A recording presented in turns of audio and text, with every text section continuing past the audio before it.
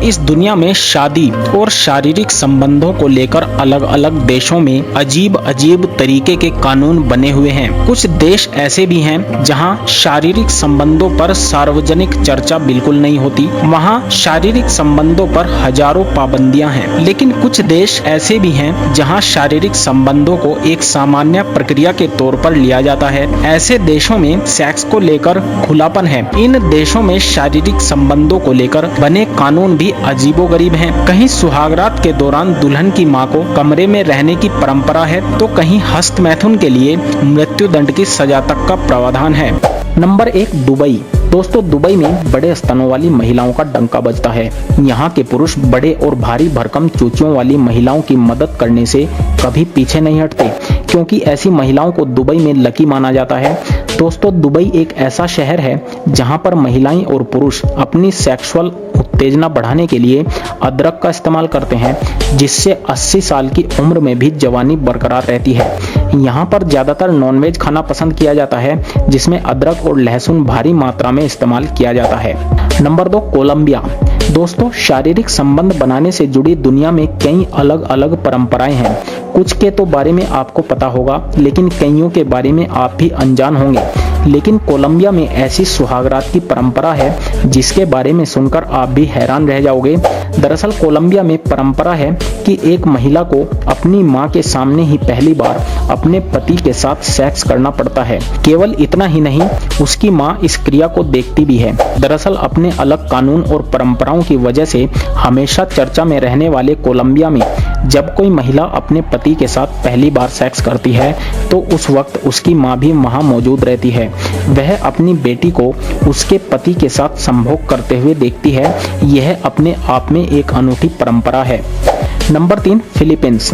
दोस्तों, फिलीपींस की लड़कियां सबसे ज्यादा भारतीय लड़कों को पसंद करती हैं। उनका मानना है कि वो सारी जिंदगी एक ही लड़की के साथ बिता देते हैं। फिलीपींस की सुंदर महिलाएं और लड़कियां हमेशा भारतीय मर्द के साथ शारीरिक संबंध बनाने पर उतारू रहती हैं।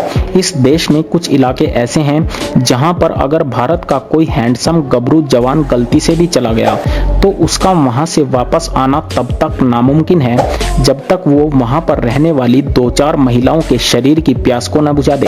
अगर आप भी फिलीपींस जाना चाहते हैं तो ऐसी लड़कियों से सावधान रहिएगा। हाँ, अगर आप यहाँ की लड़की से शादी करना चाहते हैं फिर तो आपकी बल्ले बल्ले हो जाएगी, क्योंकि यहाँ की लड़कियाँ काफी ज्यादा अमीर होती हैं और अगर उन्हें पति के रूप में भारतीय मर्द मिल जाए तो वो उस पर अपनी पूरी दौलत न्योछावर कर देती हैं। Number 4, Indonesia. दरअसल इंडोनेशिया के बाली द्वीप में हर साल पोन नाम का त्योहार मनाया जाता है। त्योहार वर्षों से चला आ रहा है और बाली द्वीप के सभी परिवार इसमें हिस्सा लेते हैं।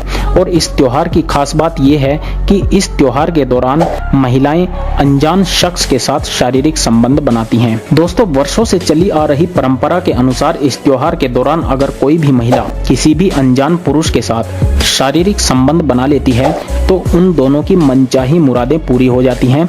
इसके अलावा परिवार में खुशहाली का माहौल रहता है और परिवार के साथ निजी जीवन में भी खुशियां बनी रहती हैं। आपको जानकर और भी आश्चर्य होगा कि ये त्योहार वर्ष में एक बार नहीं, 2 बार नहीं, बल्कि पूरे 7 बार मनाया जाता है। दोस्तों, शादी के नाम मात्र से ही मन में लड्डू फूटने लगते हैं और शादी तय होने के बाद से शादी होने तक के जो बीच का समय होता है वो भी कमाल का होता है। इस समय में लड़की और लड़का दोनों की नींदें उड़ जाती हैं। लेकिन इस जहान में शादी के नाम पर जो रीति रिवाज और रस्में होती हैं वो जानने और देखने दोनों के लायक होती हैं, जिनको देखने के बाद आपको यकीन करना भी मुश्किल हो जाएगा। तो आज की इस वीडियो में हम आपको दुनिया भर में शादी के नाम पर होने वाली अजीबोगरीब परंपराओं के बारे में बताने वाले हैं, जिनको देखने के बाद आपका दिल खुश हो जाएगा। लेकिन वीडियो शुरू करने से पहले आपसे हाथ जोड़कर रिक्वेस्ट है कि अगर आप अभी बच्चे हैं तो कृपया करके इस वीडियो को यहीं पर बंद कर दें, क्योंकि ये केवल वयस्कों के लिए ही बनाई गई है। दोस्तों, अफ्रीका के कुछ देशों में इस परंपरा की बहुत ज्यादा मान्यता है। वहाँ जब किसी लड़का लड़की की शादी होती है तो लड़की की माँ सुहागरात को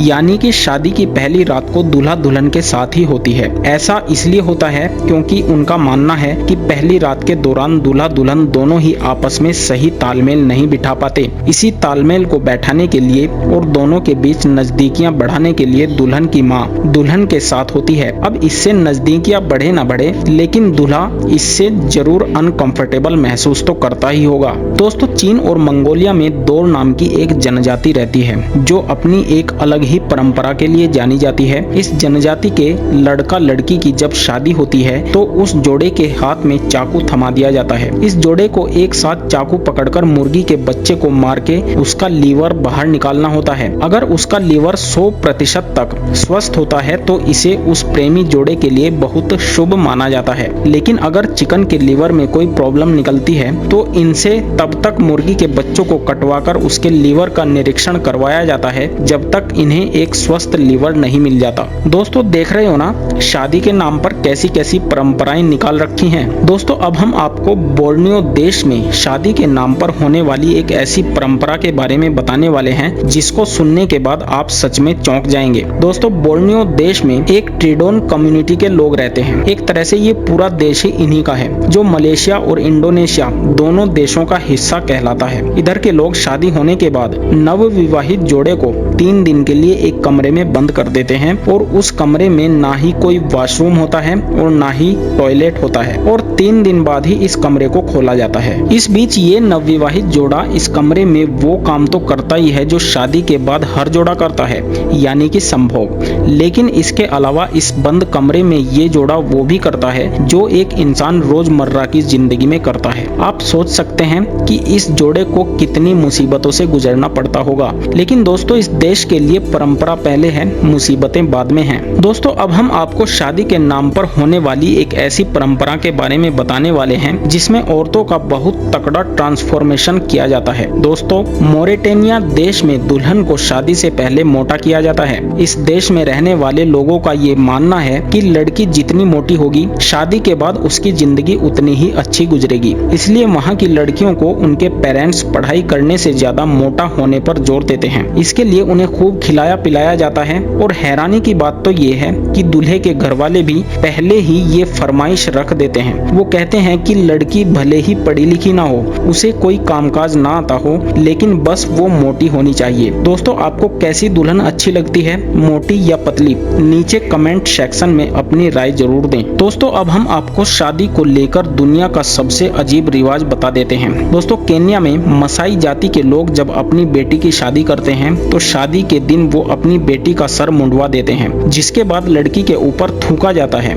इसे वो आशीर्वाद कहते हैं। वैसे आमतौर पर थूकने को अच्छा नहीं माना जाता, लेकिन मसाई लोग अपनी इस परंपरा को सौभाग्य का प्रतीक मानते हैं। और साथ ही आपको ये भी बता दें कि इस समुदाय में सुहागरात से पहले दूल्हा अपनी होने वाली बीवी का चेहरा नहीं देख सकता। अच्छा हुआ ये रूल हमारे यहाँ नहीं है। दोस्तों, भारत में जहाँ सालियाँ जूता चुराकर ही खुश हो जाती हैं, वहीं रोमानिया देश में पूरी की पूरी दुल्हन को ही चुरा लिया जाता है। जी हाँ दोस्तों, यहाँ शादी के दिन दुल्हन को किडनैप करने की परंपरा है, जिसके बाद दूल्हे राजा अपनी होने वाली बीवी को छुड़ाने जाता है। और ऐसा करने के लिए दुल्हन को किडनैप करने वाले लोग दूल्हे साहब के लिए अच्छी खासी डिमांड करते हैं, जिसको ना चाहते हुए भी दूल्हे को मानना ही पड़ता है। जिसके बाद दूल्हा दुल्हन को छुड़ाने के बाद डांस करके भी दिखाता है। दोस्तों, अब हम आपको फ्रांस में शादियों का एक ऐसा ट्रेडिशन बताएंगे जिसमें दूल्हे को ठीक से सुहागरात तक नहीं मनाने दी जाती। जी हाँ दोस्तों, फ्रांस में जब किसी जोड़े की शादी होती है तो पहली रात को उस नव विवाहित जोड़े के घर के बाहर उनके दोस्त और रिश्तेदार आकर खूब शोर शराबा करते हैं।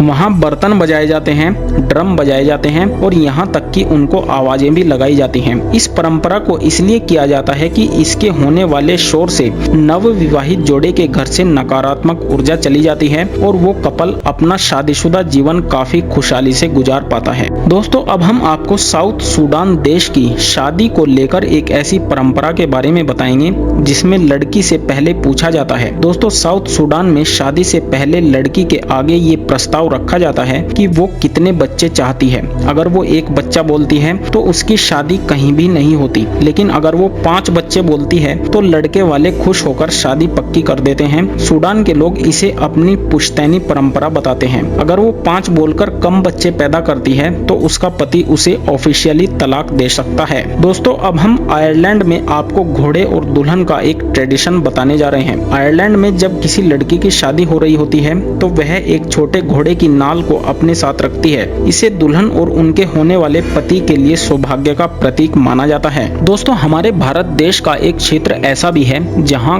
लगभग हर घर में द्रौपदी है। हिमाचल प्रदेश का एक क्षेत्र ऐसा है जहां एक ही युवती सभी सगे भाइयों से शादी रचाती है। इस परंपरा के पीछे इस क्षेत्र के लोगों के अपने तर्क हैं। यह प्रथा है हिमाचल प्रदेश के किन्नौर जिले की। यहाँ के लोगों का मानना है कि यह परंपरा पांडवों के अज्ञातवास के समय से चली आ रही है। किन्नौर के निवासी बताते हैं कि यह प्रथा इसलिए चली आ रही है क्योंकि अज्ञातवास के दौरान पांचों पांडवों ने यहाँ समय बिताया था। इस जिले में होने वाले विवाह की परंपरा आपको अजीब लग सकती है। यहाँ जब किसी युवती की शादी होती है तो लड़की के परिवार वाले लड़की के भावी ससुराल के सभी लड़कों के बारे में पूरी जानकारी जुटा लेते हैं। विवाह में सभी भाई दूल्हा बनकर सम्मिलित होते हैं, पर दुल्हन किसी भाई के साथ रहेगी उसका निर्धारण टोपी करती है। जी हाँ दोस्तों, अगर कोई भाई दुल्हन के साथ कमरे में होता है तो कमरे के दरवाजे पर अपनी टोपी रख देता है। सभी भाई इस परंपरा का सम्मान करते हैं और दरवाजे पर टोपी रखी होने की स्थिति में दूसरा कोई भाई कमरे में प्रवेश नहीं करता। सर्दियों के दौरान बर्फबारी की वजह से यहाँ की महिलाएं और पुरुष घर में ही रहते हैं। इस मौसम में यहाँ के लोगों के पास कुछ खास काम नहीं होता